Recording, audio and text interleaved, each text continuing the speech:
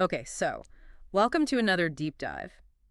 Today, we're going to get into some pretty fascinating stuff. We're calling this one Justice on Trial. Ooh, that sounds pretty intense. Yeah, well, I mean, it's a big topic, right? We're looking at how, like, these huge courtroom battles from way back when and some more recent ones have basically, like, shaped the whole legal system and even, like, the rules we live by as a society. And you've really gone deep into this, haven't you? Like the research on these court cases is pretty extensive. Oh, yeah, it was a ton of material, but I think we've managed to pull out like the really juicy bits, Yeah. the stuff that makes you think about how much these legal fights still affect our world today in ways we probably don't even realize. I'm ready to dive in. I'm fascinated to see how you've connected everything. All right, so let's kick things off by going way, way back, like ancient Greece, way back Okay, let's time travel. to Athens 399 BC, the trial of Socrates. Ah, Socrates, the OG philosopher. Right. So set the scene for us. What was going on back then? Well, you got to imagine Athens as like this bustling center of intellectual thought.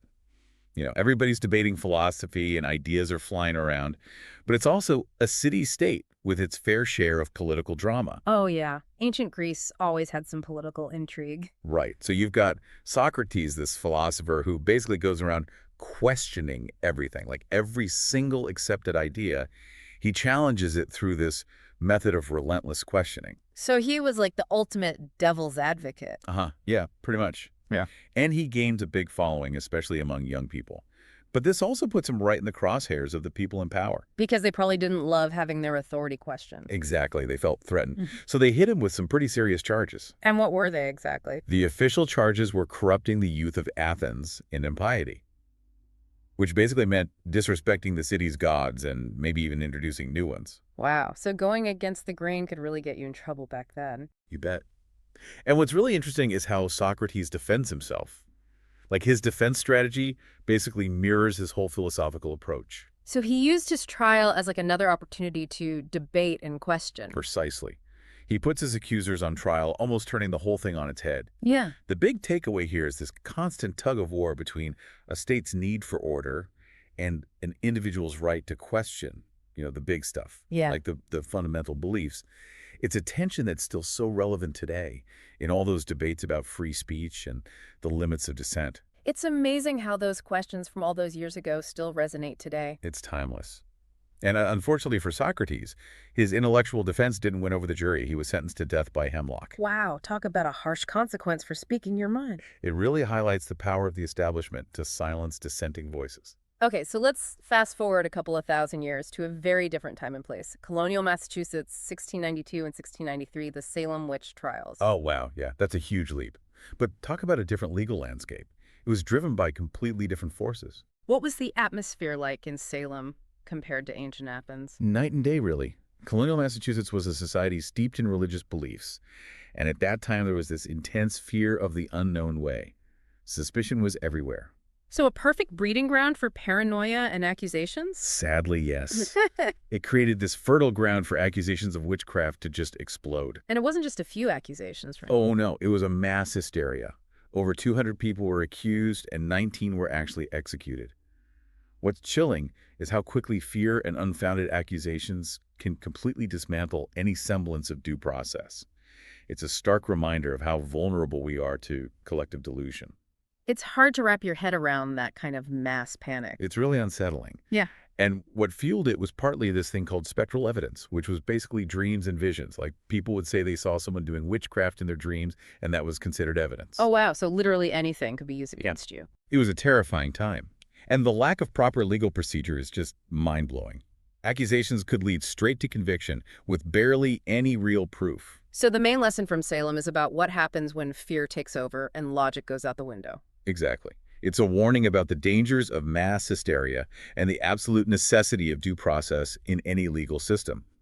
If you look for parallels in modern times, you can see echoes of it in wrongful convictions that still happen, often driven by public panic or biases that overshadow fairness. It makes you think about how easily things can go wrong, even with all our supposed safeguards. The fear of the other and the rush to judgment. These are sadly timeless human weaknesses that the Salem witch trials illustrate so vividly. Yeah, it's a sobering thought. All right, let's move to a case that represents a major step forward in the fight for justice, at least in the U.S. Brown v. Board of Education in 1954. Now, this is a truly monumental Supreme Court case. To grasp its impact, you have to remember the long history of racial segregation in American schools, which was actually legal for decades under the separate but equal doctrine established by Plessy v. Ferguson. Oh, right, separate but equal, which obviously wasn't equal at all. Exactly. And Brown v. Board challenged that, directly arguing that separate could never be truly equal, especially in education. The NAACP lawyers were brilliant. They Hmm. focused on the psychological damage caused by segregation, which was a really powerful argument. And the court's decision was a game changer. It was absolutely revolutionary. The Supreme Court unanimously declared that state-sponsored segregation in public schools was unconstitutional, violating the 14th Amendment's guarantee of equal protection under the law. It's hard to imagine the U.S. without that decision. It sent shockwaves across the country and paved the way for dismantling segregation in all public areas. The core finding that separate but equal was inherently unequal was huge. It wasn't just about physical resources. It was about dignity and the psychological impact of discrimination. And it didn't stop at schools, right? This ruling had a ripple effect on the whole civil rights movement. Absolutely. Brown v. Board gave a legal foundation for challenging segregation everywhere.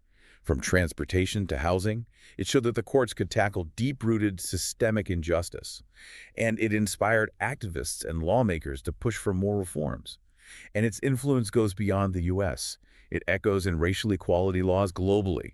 It's a beacon for movements fighting for equality all over the world. Okay, so these historical cases really lay the groundwork for understanding how complex our modern legal system is.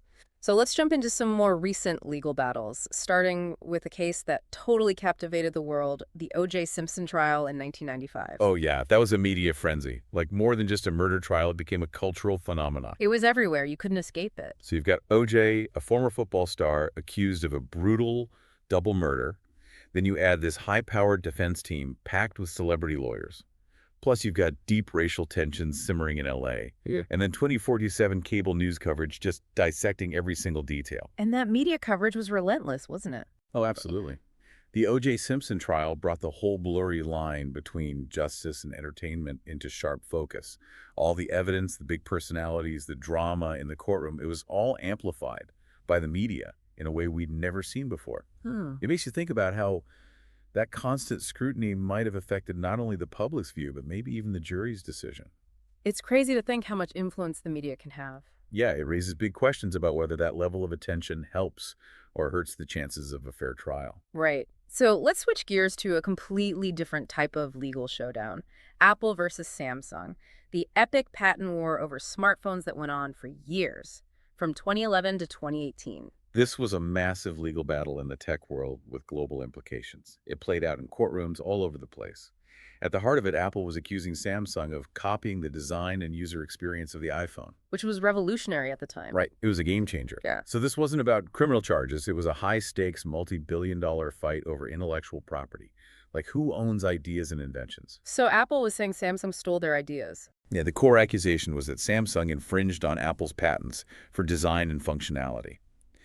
It gets really complicated because how do you even define and protect abstract design elements in technology that's changing so fast? Why? Because technology moves at lightning speed. Exactly. And this case dragged on for years with rulings and appeals going back and forth. What was the final verdict after all that legal wrangling? Well, it was a partial win for Apple. So Apple got something out of it. Yeah, Samsung was found to have infringed on some of Apple's design and utility patents, but the damages they had to pay were way less than what Apple originally wanted. So what was the real impact of this case?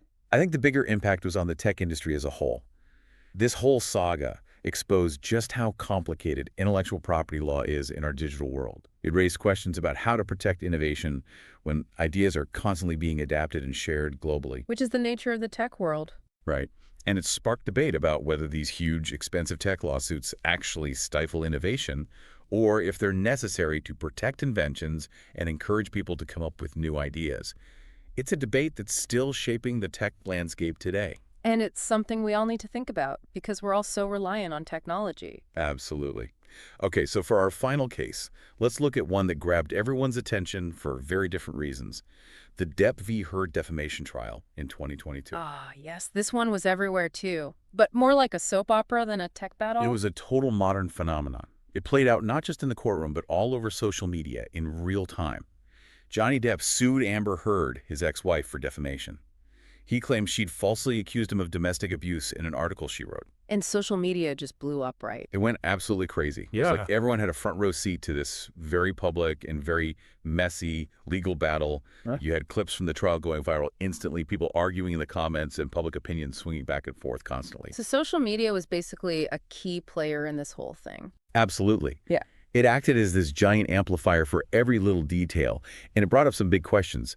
The first one being the incredibly sensitive and complex issue of domestic violence, which the case threw back into the public spotlight, even if it was often in a very polarized and sometimes harmful way. And what were the other big questions? Well, it also highlighted the sheer power of the media, especially social media, to shape how we see not just the legal process, but the people involved. It makes you wonder if all that online attention can actually sway the outcome, even if it's just in a court of public opinion, not the actual legal verdict. It's kind of scary to think about how much influence social media can have. It is a bit unsettling.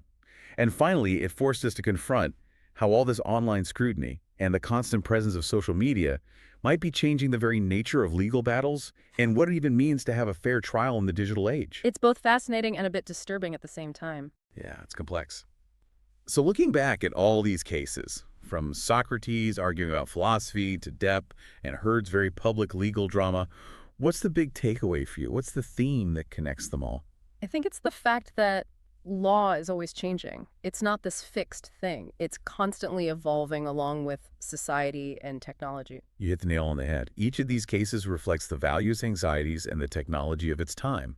They show that the pursuit of justice is an ongoing process. It has to adapt to new situations and changing social norms. And it's clear that these rulings have an impact far beyond the people in the courtroom. Absolutely. Yeah. Every legal ruling, especially in landmark cases like these, creates ripples throughout society.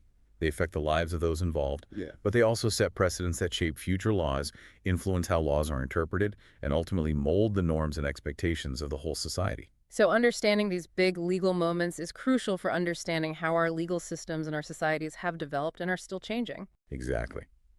Well, this has been a seriously insightful deep dive into justice on trial.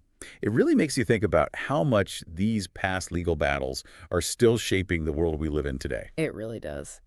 So to wrap things up, here's a final thought for our listeners. As technology keeps advancing at a crazy pace and social issues are constantly evolving, what do you think will be the next landmark case that changes how we understand justice? What new legal battle is on the horizon that has the power to reshape our society and our laws in a huge way? That is a really thought-provoking question, and it makes me think of that famous quote by Martin Luther King Jr. The arc of the moral universe is long, but it bends toward justice. Oh, yeah, that's a good one. It reminds us that even with all the challenges and complexities and sometimes the troubling parts of the cases we've discussed, the ultimate goal of creating a more just world is a journey that continues, and it's a journey that I believe offers hope for a better future. Couldn't have said it better myself. Thanks for having me on. This was quite a deep dive. Yeah, this one was a really fascinating one. And thanks to our listeners for joining us on this journey through legal history. We'll see you next time for another deep dive into a new topic. Until then, keep those legal minds thinking. And stay curious.